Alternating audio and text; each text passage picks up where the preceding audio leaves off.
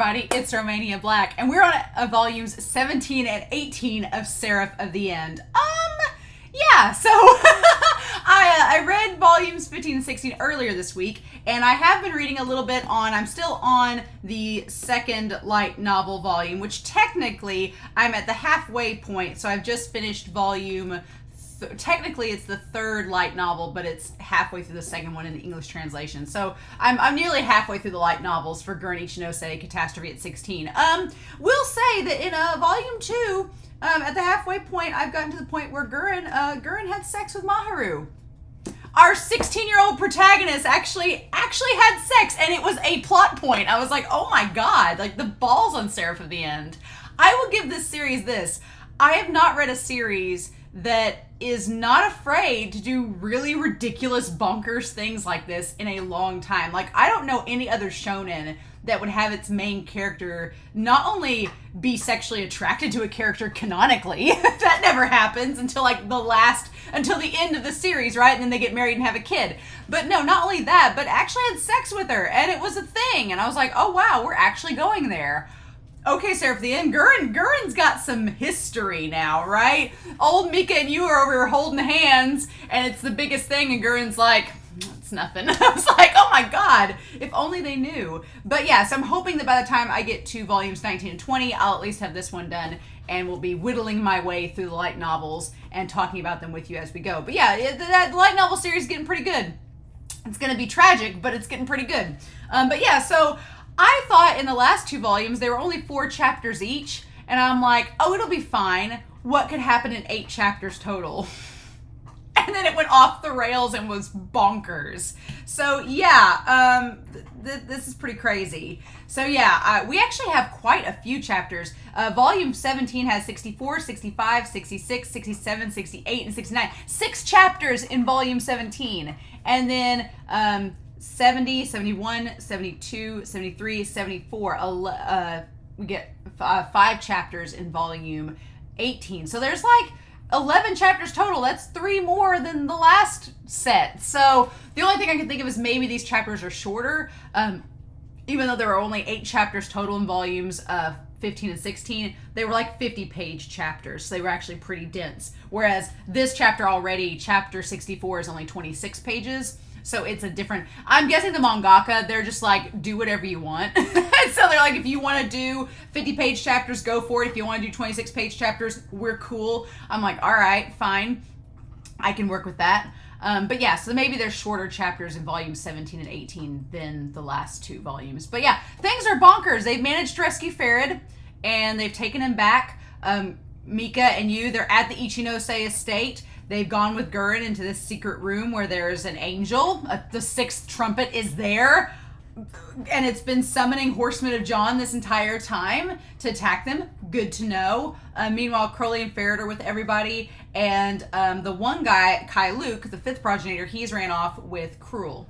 He's ran off with her to hide her away because and meanwhile we found out that inside Yu is Ashura, who's a Juramaru, who is the demon that is Cruel's brother. And also finding out in this light novel too, in this book, we also find out that Mahiru, Hiragi, Shinoa's sister, made a deal with Cruel that Mahiru's sword was called a Juramaru. So the sword that Mahiru was using was Yu's sword and has a Juramaru in it. And so she had made a deal with Cruel to try to get her brother back. What can we do, right? But Juramaru does not remember that he's Cruel's brother. So there's lots of things with memory, lots of things. It's just getting bonkers and insane. And what do we do? So I'm ready to sit down and just watch some madness unfold. I feel like that's what this whole series is. It's just madness. So I honestly, at this point with what we've gotten so far in the manga, I'm like, I'm wondering if the anime team was like, do we really adapt this? Because, the first, season of Seraph of the End is really good, but it is tame compared to this madness. I'm like, oh, I did not know what I was signing up for.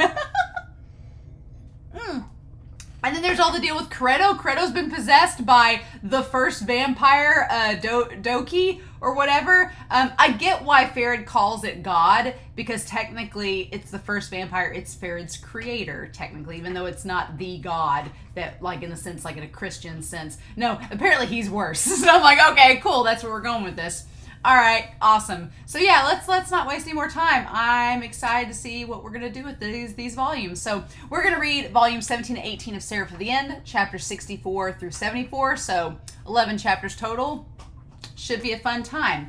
But let's not waste any more time. I'm ready to dive into this madness and get it over with. My contacts have still been giving me issues, so I've got my glasses here if they give me trouble, but during the daytime they glare up horribly, and so I'm close enough to the screen I can read it, so I'm going to try to read without my glasses, but when we go to the discussion, I may pop these back on to talk about it, and if it starts to bother me, I'll put them back on, but for now I'm going to leave them off because I don't like the glare. So let's do this. We're going to start this here in 3, 2, 1, and okay.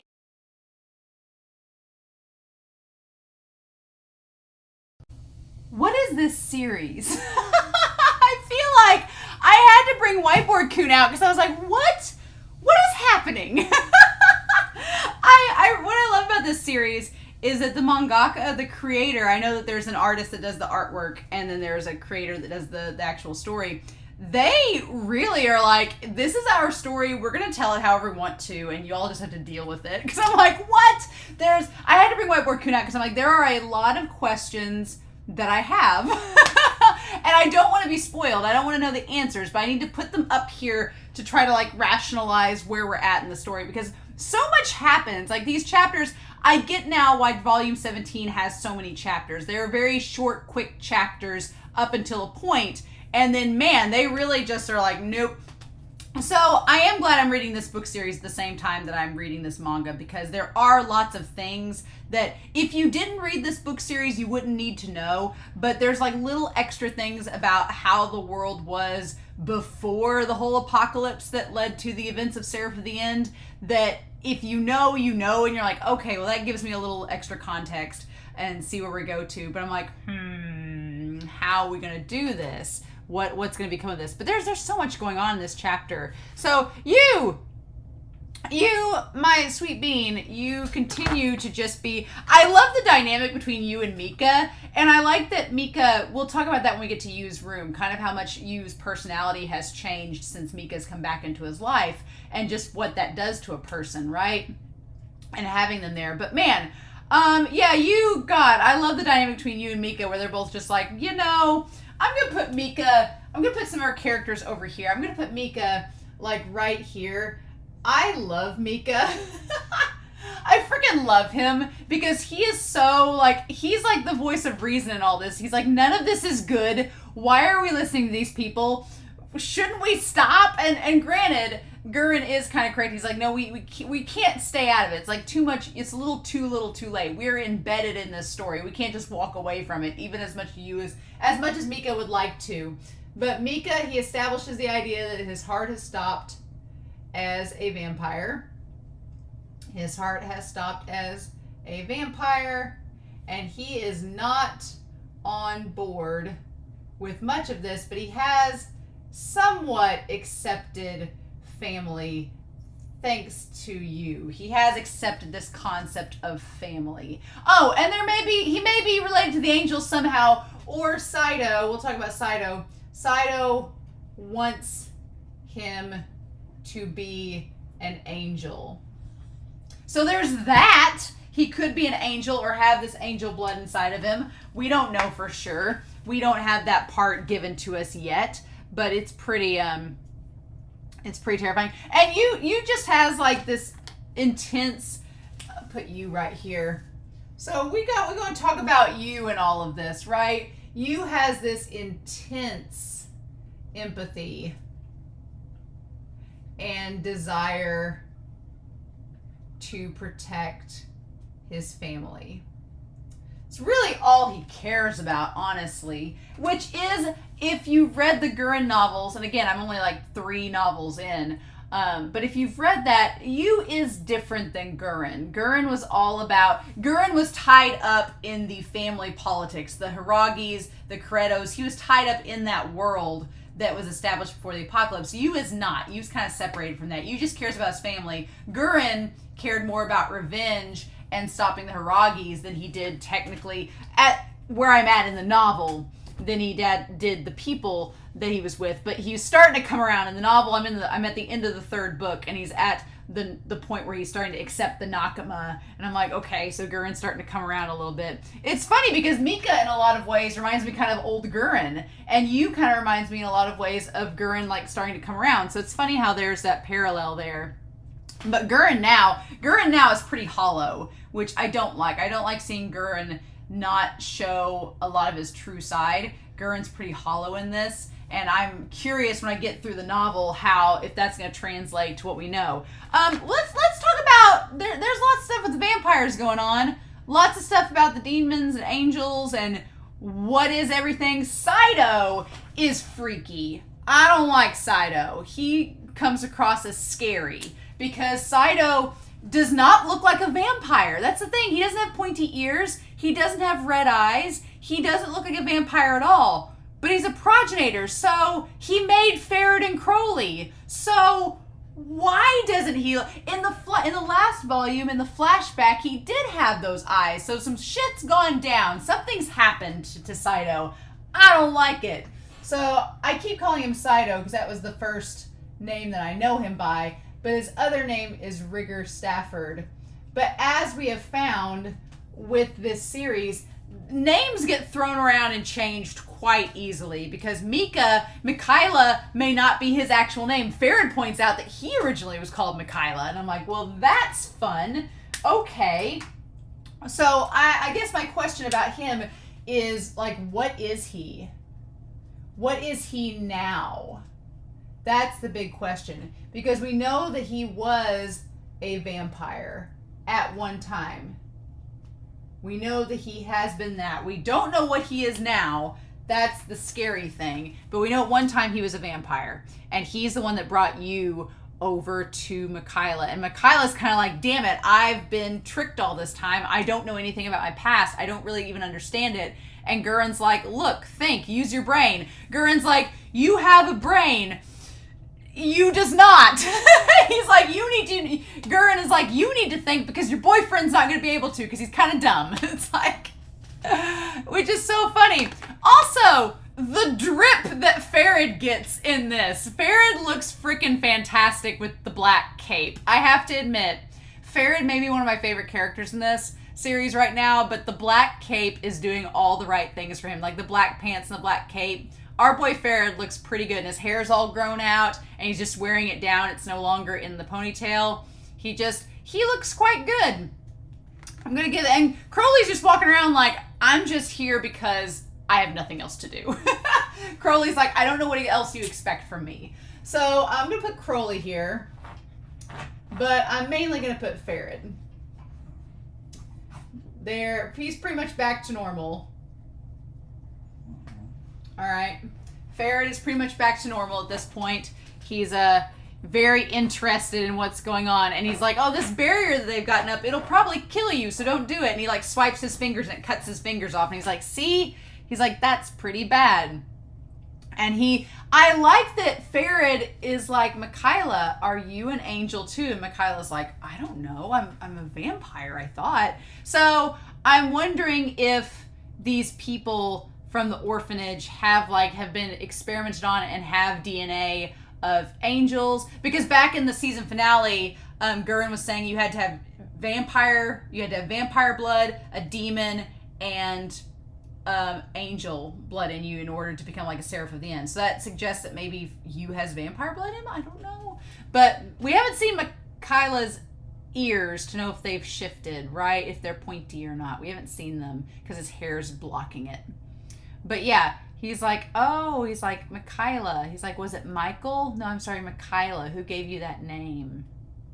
Yeah, he's like, are you an angel too? And he's like, did you know you aren't the only one he gave that name to? Long ago, centuries and centuries ago, when I was still a human, Saito gave me that same name. So Yeah, he said he'd chosen me and I would be his angel. So Farad, and we see Farad as a human, and he looks older there. He looks like he had the long hair and he has a sword by him. So I wonder if he was kind of what he was, if he was a prince, if he was a noble. See, it would make sense if he was a noble. It'd be funny if Farad was a prince and then he became a vampire. Would not be surprised. But he looks like he was older at that point. In the end, he abandoned me. And you're his new Michaela. And Mika's like, what the heck is going on? And then he's like, I don't remember. So he's like, so memories have been tampered with, right? We're going to go over here. So in both scenarios, we've got memories tampered with. This series likes to conveniently do that. And I'm like, you all need to remember. I do like the developing relationship between Ujiramaru and Yu. I'm curious about a lot of things. So we don't really know who this guy is. The guy that's the sixth trumpet. We don't really know who he is. But he makes a point of saying that he's broken. That an angel... So he makes a point, the sixth trumpet, they're able to talk to one another. And he tells you that he's broken. His whole goal as an angel should be to wipe out humanity and destroy the world. And he's like, And so he's like, I'll kill you, and with your death, a new king of salt will be reborn. So the idea is that these angels can be reborn. Okay. So the big question is, if you, like, what is you? You was around 1,000 years ago with Ujiramaru and Cruel Tempest. So what is he? That's such a big question. So what is you? What is you, and why was he with the first progenitor? I'm like, what the heck? These vampires becoming demons and possessing people left and right and transferring from people to people. I'm like, what's going on, show? Series. And of course, Yu's big thing is he's like, I'm going to save you. He's like, this sixth trumpet is having all these horsemen of John arise. And he's like, no, I'm going to save you. And he's like, can I fly like this guy? He's like, oh yeah, sure I can. And Mika's like, why is this happening? And he's just like, I just want to keep you safe. And Yu just keeps going. And so he's like, I see you're not human. He's like, well, I don't really know what I am. He says, you're not anything. He's like, you're neither an angel or a demon or human. Your existence is forbidden. So, okay. So, we don't know, like, if he's not angel, demon, or human, did the first progenitor create him? And what does that mean? So, but Yu very much has like the for Yu, all that matters is his family. And that's it. He's like, I don't really care about anybody else. But here's the thing. Yu says that. He's like, I don't care about anybody else but my family. But Kimizuki makes the comment, or one of them does, that everyone Yu meets becomes family. So he really does care about humanity. It's just, he phrases it like he only cares about his family. But he does care about everybody he meets. So anybody that's in trouble, he wants to save. And it's like, okay, sure. So we don't know who this guy is that was the sixth trumpet. We don't really get what he is. But Yu gets Ujiramaru, and Ujiramaru is like, I'm trying to help you out. And they find out, so the sixth trumpet does have a demon in them. So maybe there's some connection there, right? To be a Seraph of the End, there's some connection where you have to have like this angel in you, but also a demon, and you have to have been a human. So, I mean, Kimizuki's sister's meeting these criteria clearly. Yu's meeting the criteria. Mika would meet the criteria if he had the angel inside of him. We don't know for sure. So that's interesting. So I'm going to put over here that would be Yu, Mirai, maybe Mika. We don't know how the whole vampire thing works with that. I guess that would tie into the demon, because the demons are tied to vampires.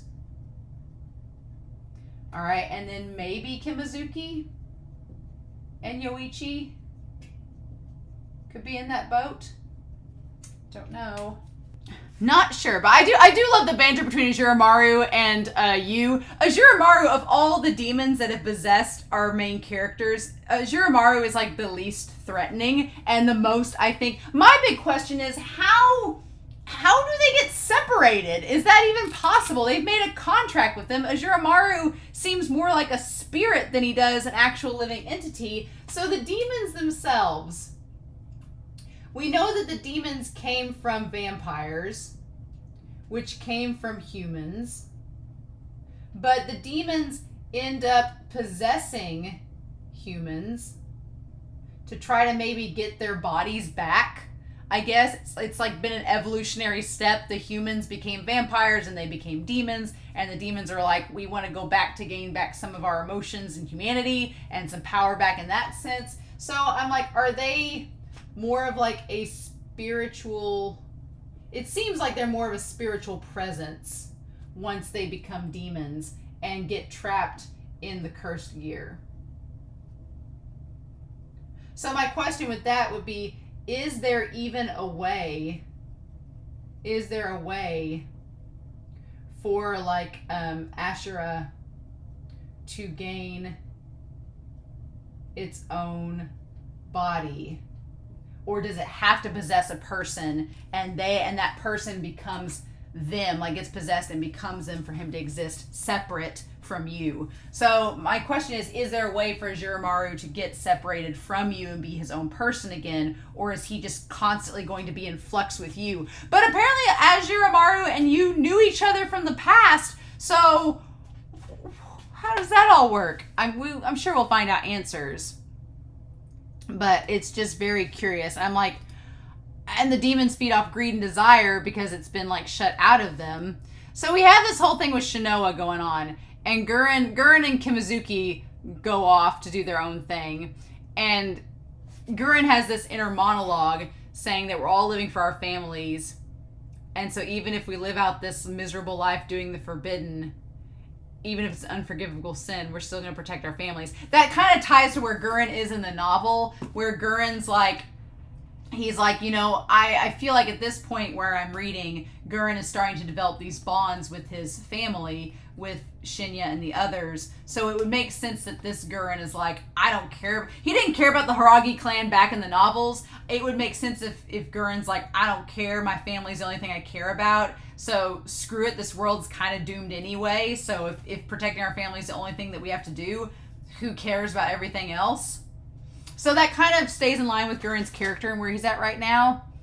And Kimazuki's like, I think I trust you a little. I'm like, I wouldn't trust Guren. No, Guren, even as the main character in the novels, he's kind of sketch even then. I like Guren as a protagonist, but he's still got that hint of sketch to him. But yeah, just he's getting worked up for the sake of others, getting attached to another so easily. Mm-hmm. And she's like, and for Shinoa's whole deal is that with her, put Shinoa here, she has never had attachments. Because that was kind of like the Hiragis were like, you don't have attachments. You only have this one purpose and that's it in this occult, dynasty that they've had in the shadows. Now, I want to say, I get that the mangaka, I get the creator is talking about that and of course we have the giant angel that's sitting on the scythe that looks like its original weapon, and it's the one Shinoa had, and it's been trying to possess Shinoa this entire time. Makes sense. The dogma scythe has been trying to possess her this entire time. This vampiric presence. That's a vampire that could also be it said Ashura and then we're going to be together. Oh, okay. So we're gonna talk about the first progenitor. We're going to talk about it here. It said back when he took Ashur away, he said, you and I will be together even after you become a demon. So they became demons together. So they were vampires that became this demon. But it looks like an angel. So how does that work? We don't know that part of it, why it has the 4 wings and looks like it has more than 4 wings. It has 6 wings, why it looks like an angel. We do not know. We don't know how that works. It's the first vampire, though.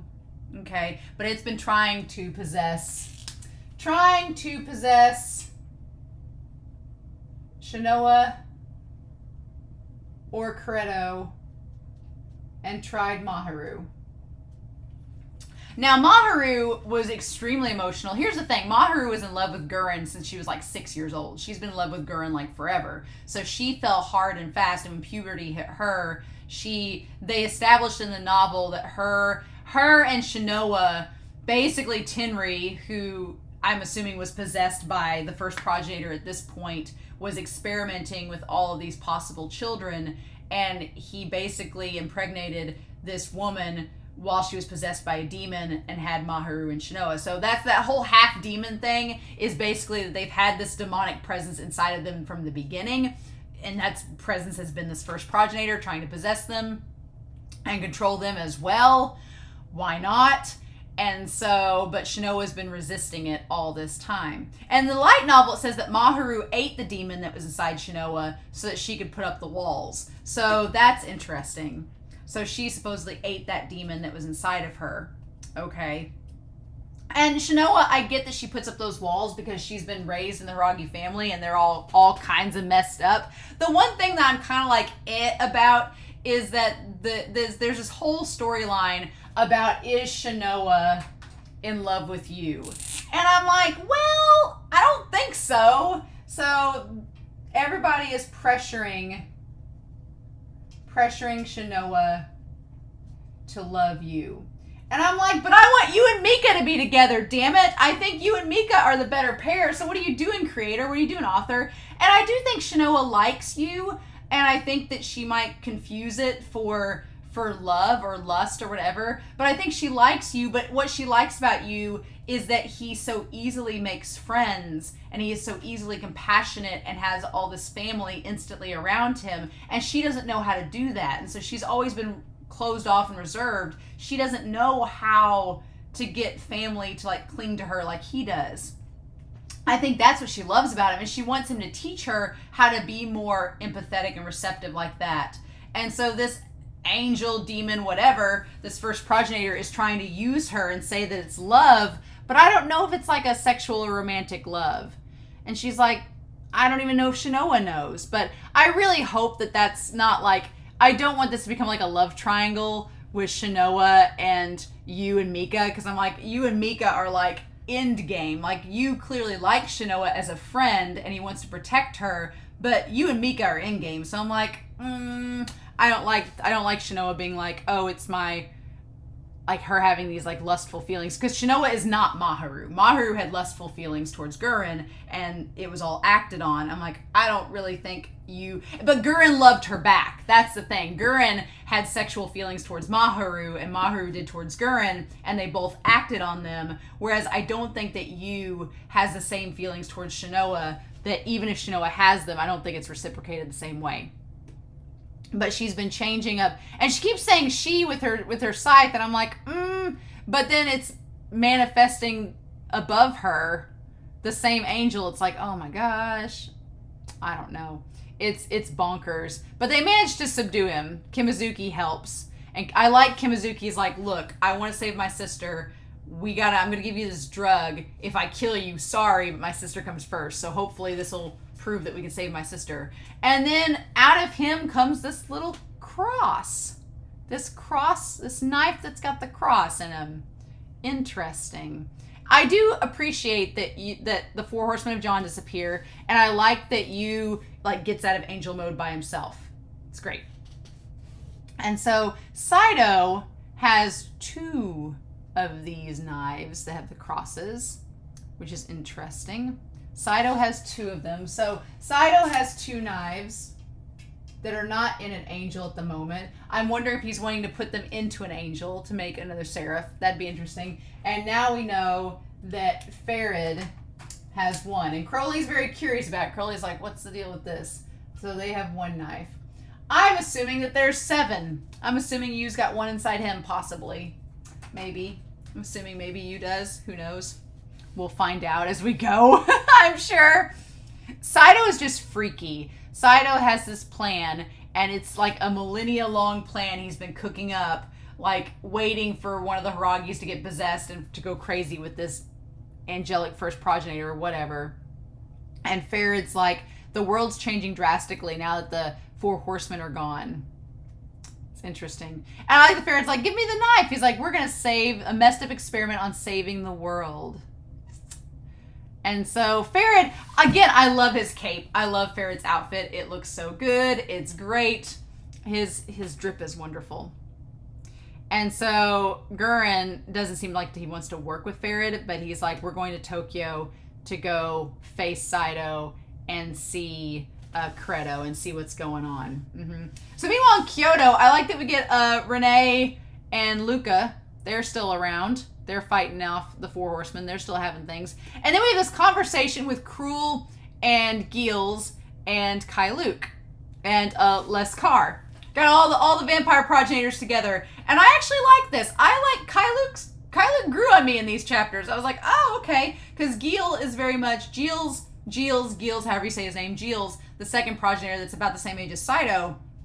He kind of is very much like by the book. Like, we've done things this way for so long. We're not going to change the rules. We've always been this way. Why would we change now? And Kai Luke's like, because it's dull and because clearly the humans have an advantage over us now that they didn't have before, we've got to step up our game or we're going to get killed. And Leskar seems like a yes man. He just goes along with whoever's in power. And Kai Luke's like, so Cruel, you think we should do something different? And they're like, Rigger Stafford is just so freaky. He's scary. I don't like it. But I like when I like the idea that Kai Luke tells Gilles, he's like, so who's more powerful, Lord Gilles, him or you? If I recall correctly, the 2 of you both returned about the same time as the first. Can you take care of him by yourself? No answer. And he's like, is he someone any of us can handle while still allowing ourselves to be bound by the rules? And I love that just angry glare that he shoots him. That glare where he's like, I love that. That's so good. Oh, that drawing of him is wonderful there. It's great. And so, of course, we get some of Ashura and Cruel's backstory, but not enough. They just tease us with it. They give us just barely a hint of it. And I'm sure that as we go on, we're going to see more of their story unfold. But the fact that Yu has Azuramaru and they're connected is interesting. Very interesting. But see, in the flashback, they didn't have the pointy ears. So the first progenitor made them into vampires and then took Asher away to make him a demon. Interesting. Curiouser and curiouser. I don't know what the deal is, why Azure looks the way that he does in there. But in this, and I like that Yu and Azuramaru, they both are like back to back in that little scene with the panels, but they look very, very similar. I'm like, it's very curious. But it's like they talk about the memories that they had and how memories can be a good thing. And Azure is like, I don't know if I want to remember, if it's something I should want to remember, but I like the sun in the sky. And he's like, and I get the feeling that I regret things horribly that I abandoned her. And he's like, I don't know what to make of that. And it's like, ugh! He's slowly getting his memories back. And so we see the 2 of them together. And I like that Shiramaru is very frustrated and like falls off the sword and his head hurts. And Yu's like, well, that's what you get when you care about something. I like the 2 of them having these conversations together. And so whenever he says a sister, he thinks of Kimazuki. And he's like, well, then we need to figure out what's up with all this amnesia and get your memories back. And so I like that he's looking up at the sun and the sky, like to try to give Azuramaru something. And then he sees that humanity is starting to come back out. And of course, Mika goes to sit up with him on top of the van because, why wouldn't they? And he's like, as the world gets better and better, humanity will start growing again. And I love that Mika and Yu have this beautiful little moment. And he's like, well, it's not that I care. I'm not human anymore, right? And Yu's like, aw. And then everybody else starts showing up on the rooftop. Like Yoichi starts showing up and Kimazuki and the others start showing up. And Mika's like, go away. He's like, I just want to be with you alone. Leave. So it's funny because even though Yu is a vampire and they're not supposed to have any emotions, Yu is greedy. Mika is greedy about you. Mika is, despite not supposedly having any emotions, Mika is very greedy when it comes to you. And so then we see Farad following behind and seeing all of them up there, and Farad's just having the time of his life. He's like, it looks like they're having fun. They're just brimming with the bouncy energy of life. And he's like, doesn't it make you want to suck them dry and watch them die? I'm like, oh my God, Farad. And Crowley's just like, because Crowley's gotten a little bit more empathetic with our crew these last few volumes. And he's like, don't you want to drink their blood? He's like, well, yeah, I do, but... He's like, well, of course you do. And he's like, darling Mika must have a will of steel to sit in the middle of them and hold back that urge. And Crowley's like, it's always easy to hold back that urge until suddenly it isn't. So he's like, it's fine now. It's great that Mika can resist. He's like, but it's not always going to be that way. And I like that while they're sitting there and he's driving, he's like, and so we have them let us drink their blood, just like the good pets they are. And he's like, I'm feeling peckish. Excuse me, I'm going to go murder some humans. And Curly's like, wait, what? And Farad, because Farad would like us to remember that he is not a good guy. He goes and that little boy and that father, he goes and he drinks their blood. Mm-hmm. Or specifically the little boy. Mm-hmm. Yeah, Farad, for all of his divaness and all that he's done in these volumes, he's still an antagonist. And it's like that little moment there just reminds us that he's not a good guy. No, but Crowley, he's like, he just leaves us here. Isn't this supposed to be something important? He's like, if we get all these knives together, what's going to happen? Gee, I can't imagine. Thanks for the foreshadowing, Crowley. And so Cruel has her outfit back on. She's great. Kai Luke's like, why don't you thank me for helping you? And she's like, how about you thank me for not killing you? They have little fun vampire banter. And I like that we get the flashback of Ashura and her together back when they're still human. And then we find out they were nobles in whatever time period it is, and that their castle was destroyed, their mother was killed, and then they were sold into slavery. And that's when the first progenitor shows up with Yu in tow. And their encounter when they first met. So something's up. I'm like, how'd they become demons? How does this all work? How'd they get into the sword? How do they possess people? You've established these things, show, so what's going on? What's going on? All right. But then we get into volume 18, and Yu is just sitting there letting Mika drink his blood from his arm. The retainer's cause. And I like the show is like, oh, did you finish your lunch? And he's like, Rrr. So they make it back to the center of the city where they want to go to, and Yu, of course, is like, hey, they're friends, we're all friends. And Mika's like, what can we do? I love that Guren is like trying to establish authority. He's like, okay, listen up, everybody, we're all good. And then Farad just whips in his sports car. It's like the opposite of Shinya whipping in. Like when Shinya whipped in back in season 1 of the anime and was like, hey, Guren, I'm here to help. He was really there to help.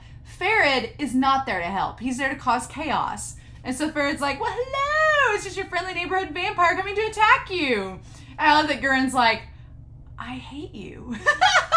I love that he's like, you could stay tied up. Like, he's just so mad. And, of course, Mika is like the voice of reason, being like, none of this sounds good. And he doesn't know anything about the Hiragis, but he learns from Shinoa. And then we get to Aoi. And so this whole thing with the Sengus and all this, in the light novels, you establish that before the events of Seraph of the End, before the apocalypse and the virus and all of that, there's this establishment that you had these occult families that were in charge of like these magic users. It's like underground Hogwarts in Japan there. But it's very, very feudal, and it's almost like medieval in a way, because like the families, you have retainer families. So you had like the Hiragi family and their retainers, the Sengu family was one of them, and they were born and raised to serve the Hiragis. And by serve, they mean in every sense of the word. Like, they're bodyguards, but they're also like, if they need to like let off some steam, the Sengu people are supposed to like just let them do whatever they want to, and that means to their bodies. There is like a sexual element to it. And so that's why she's like, oh, well, you've been with this boy and you're in love with him. And she's like, no. And Yu's like, no, we're just family. right? And she's like, oh, you're sleeping with him. So there's always this like sexual nature with all of this, right? Because they're all obsessed with like passing on the family line and their family legacy and genetics and all of this. It's like, which was established in the anime like early on when Shinoa was talking to you, because there's very little of humanity left, so repopulating is important to them. But there is like a sexual element to this show that it's funny because you have Shinoa and everybody else around them being like, do you guys just want to have sex? And you and Mika are over here like their version of that is him sucking the blood out of his arm. So it's like, what do we do? What do we do? And Aoi does not trust Guren, so that's good to know that they still don't trust each other. And Guren's just like got him around the loudest people in the world. So then, yeah, we get to Coretto, and Mika's like, we should not be here. This was not smart. We should not have come. Everything. Nobody listens to Mika. Mika's like sitting here trying to be the voice of reason. Nobody's listening. Maybe we should have listened to Mika. But yeah, we get to Coretto, who has the first progenitor. Fun times. I do love chapter 71's cover, which is the 3 black demons. I do like that a lot. Okay. So now the 3 black demons, which is funny because originally it was like Kimazuki and Yoichi and Yu, but now we're looking at Guren and Coretto and Shinoa, which is interesting. Or you could look at the black demons being Coretto, Seishiro, and Shinoa, or Seishiro, or Shinoa, Coretto, and Mahiru. And go a lot of different ways. But this part here, where they go to use room, and Mika's like, this room is really bare. There's nothing in it. And when Yu says, the last time I thought you were still dead, and the only thing I was really thinking about was getting revenge on the vampires, so I guess I didn't notice. Like that little look that Mika gives is so heartbreaking. He's like, oh, like he's like, you were like that for 8 years the whole time. He's like, yeah. So that just shows like how much Yu has changed. Mika being in Yu's life gave him this sense of purpose and belonging and this peace that he didn't have before knowing that. Because yeah, Yu is a lot different now in the manga than he was in the anime. A lot different. And it's because he has Mika with him. And just that look. And this idea about, are we really still alive? And he's like, are we really alive at all? And he's like, well, yeah, of course we are. And he's like, my heart's not beating. He's like, a vampire's heart doesn't beat. And so then he feels it. And it's like, oh. And he's like, I'm going to turn you back into a human. And he's like, okay, sure. And so Yu is just this boundless sense of optimism. But I love that face that Mika makes where he's like, it's a big help. Like, he's like, you caring. He's like, you're an idiot, but you're my idiot. And he's like, it is a big help you caring for me. He's like, don't worry about it. So I'm like, I feel like the author wouldn't set up all these amazing moments with Yu and Mika if he was going to try to have like you end up with Shinoa. I don't think that's the case at all. I think the demon, the first progenitor, is just using Shinoa and this crush she might have on Yu, which it could very well be. She's 16, could very well have a crush on Yu, but the demon's going to try to use it to its advantage. And I feel like eventually Shinoa's going to be like, no, I like you, but not like that, right? I'm not my sister. And so they go off to go fight these other troops and everything. They end up getting caught. Fun times. And Yoichi and Kimazuki go off to find his sister. So they go off to do that. So we have this thing here with Narumi. Narumi and Minoa, the girl that took Shusaku. Narumi liked Shusaku, didn't he? Yeah, Narumi was kind of had a thing for Shusaku, right? Is that being established? I think it's being established because the girl there, she seemed to have had a crush or cared about Shusaku, and Narumi kind of like tries to wait her off, being like, but he doesn't want to get her involved in their plans to resurrect them. But there's also like maybe an angle of jealousy there, but I'm getting the impression that Narumi likes Shusaku, not just as a friend, or he likes him more than the others. And I'm like, okay, I'm here for it. And he's like, what should we be doing? He's like, bring all humanity back. He's like, what is Guren thinking? He's like, how does that even work? What is the price if we bring everyone back? How's that going to work? There's still a lot of unanswered questions with Guren and his true motivations. Like bringing back all of humanity, like how's that going to work? What price is going to be paid? What do we do with that? He seems like he has no problem getting executed, but nobody wants to execute Guren because Guren's powerful enough that they want to try to use him. And it's like, So there's that. And I like that Shinya still calls Credo brother, even though they're not really. Yeah, but Credo, having the power of the first progenitor, has made him really, really strong. And I like that Mahiru's like, what is that? Like, Mahiru's not entirely sure. It's interesting. Mahiru just thinks that it's a problem. Yeah, this is very, very bad. And yeah, Mahiru doesn't even know what the progenitor is. It says some kind of unbelievably powerful monster, which is interesting.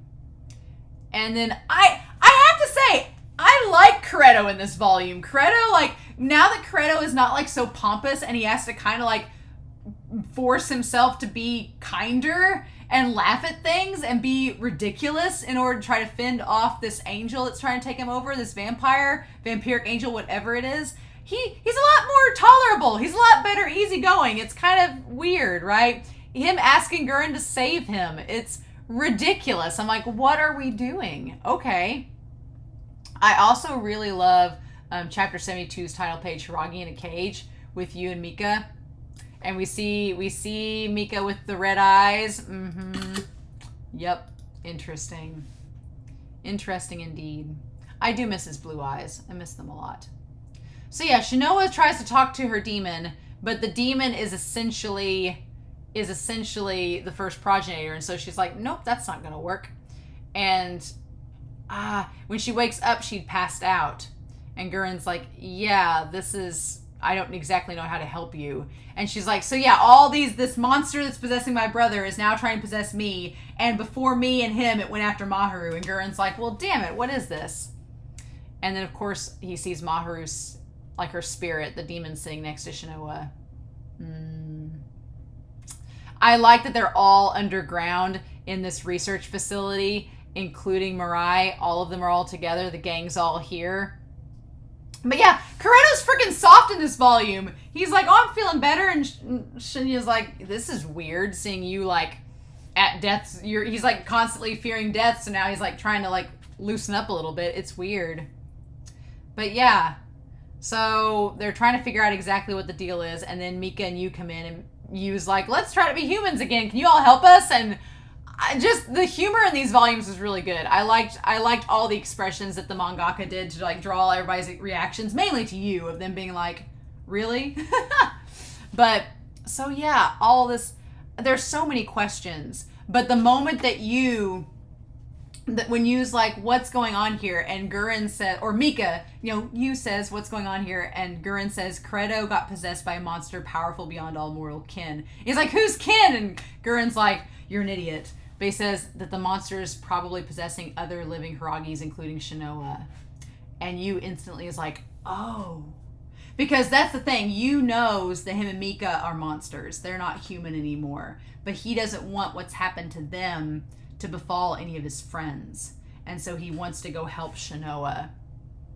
And then the moment he kind of activates that whole thing with the angel and gets, like, that spark to him, then the first progenitor goes directly from Credo over to Yu and, like, possesses him, calling out to Ashura. The artwork on the first progenitor is really beautiful. I was mentioning how demons haven't ever truly existed. So they say demons haven't truly ever existed. So what? So how does that work? So they say that demons have never truly existed. Okay. What the heck? What the heck, series? What does that mean? So are they made from the Are they made from the vampires? Did the vampires make the demons? How does that work? So how does that work? I'm so curious. And so then, yeah, it ends up that Yu and Ashura try to fight the first progenitor. And meanwhile, while Ashura is failing at that, before Yu comes and helps him, he tries to tell Shinoa, he's like, I'm going to save you, I promise. And she's like, being around you amplifies my desires. And he's oblivious. He's like, I don't know what you're talking about. What I don't want is I don't want Shinoa and Yu to become Mahiru and Guren 2.0. I don't want that. I think they're different enough they don't have to become like that. Yu is not Guren. He has a lot of similarities to Guren, but he's not Guren. He's very different to him. And Shinoa is different than Mahiru. And so I hope the author does not make them become like them 2.0. I don't want that. I feel like Mika and Shinya are similar, but different. So I'm like, I want Yu and Mika to end up together, not Yu and Shinoa. So we'll see how that goes. But she tells him to synchronize his heart, and then Yu comes in there to help Ashura, and this whole demon is just this vampire is like having a field day reuniting these two together. And so then we get the last chapter here, and Shinoa decides that she's going to try and help Yu out, even though Guren's like, you should not do that. And so this whole chapter, Love Awakens. Basically, the first progenitor just teases Yu and Ashura the whole time, and just teases them with the fact that he knows their backstories, but they don't know, and is trying to be like, well, if you just let me in, I'll help you figure things out. And they're like, nope, we know better than take candy from strangers. But Shinoa, she thinks that in order to help save them, she's like, I have to kill both of you. And they're like, well, damn it. And she's like, no, don't kill them. You want me, come and have me. And so she offers herself up in exchange for them being spared. And that's what the angel, that's what the first progenitor wanted, was to be able to possess her. And so then we cut back, and she's like, I'll be fine. Just after me, there's no big waste. And he's like, no.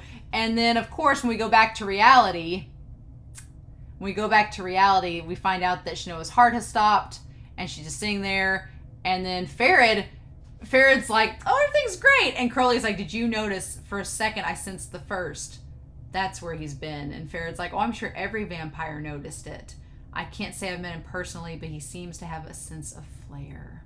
Yeah, just a bit. And then, of course, Saito notices, Lord Stafford.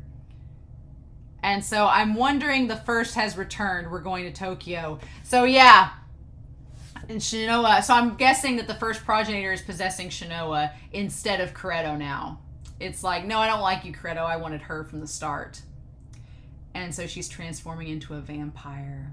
So I'm like, is Shinoa going to turn into a vampire? Is that where we're going? Is the first progenitor going to possess Shinoa and make her a villainess? And that's what's going to happen?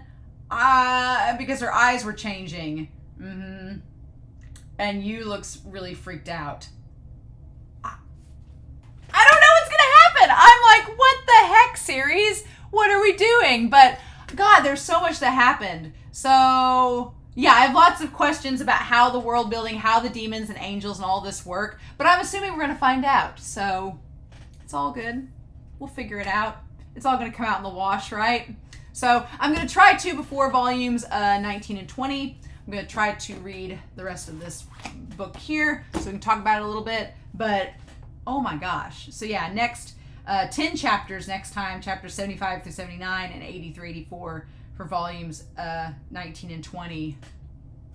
I'm like, what the heck, series? So I don't know if Shinoa's going to become a vampire. It said her heart stopped, and Mika said that your heart stops when you become a vampire. So the whole origin of the vampires, I'm curious about, like, where'd they come from? How does that work? How do they turn into demons? How does the angel get involved in all this? The first progenitor said that demons didn't truly exist, so what are they? What is this? I know we're going to find out, but color me intrigued. So in the meantime, I hope you all like this reaction discussion. I'm very curious to know your thoughts down below. Please, no spoilers. But I will be back very soon. I hope you all have a wonderful week. Please stay safe. And I'll be back very soon with volumes 19 and 20 of Seraph of the End. Bye.